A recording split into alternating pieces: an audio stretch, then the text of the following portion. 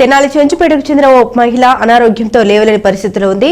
ఈ నేపథ్యంలోని ఆ మహిళకు రెడ్ క్రాస్ తెనాలి శాఖ చైర్పర్సన్ ముమ్మనేని భానుమతి వీల్ చైర్ను అందించారు. తెనాలి చెంచుపేటలో నివాసం ఉంటున్న వెంకటకృష్ణారావు అనే అతను తన భార్యకు అనారోగ్య పరిస్థితి నేపథ్యంలో రెడ్ క్రాస్ తెనాలి శాఖ ప్రెసిడెంట్ ముమ్మనేని భానుమతిని వీల్ చైర్ కావాలని కోరటం జరిగిందని చెప్పారు. దీంతో ఆమె వెంటనే స్పందించి వీల్ చైర్ని తన భార్య కోసం ఇవ్వటం జరిగిందని చెబుతూ ఆమెకు కృతజ్ఞతలు తెలిపారు.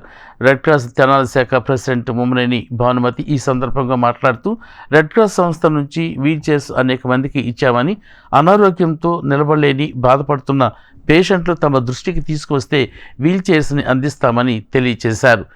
ఇంకా ఈ కార్యక్రమంలో స్థానికులు పాల్గొన్నారు. మన కృష్ణారావు గారు వాళ్ళ భార్య మరి అనారోగ్యంతో ఇంట్లో కదలలేని పరిస్థితిలో ఉండటం వలన మమ్మల్ని వీల్ చైర్ స్పాన్సర్ చేయమని అడగడం జరిగింది.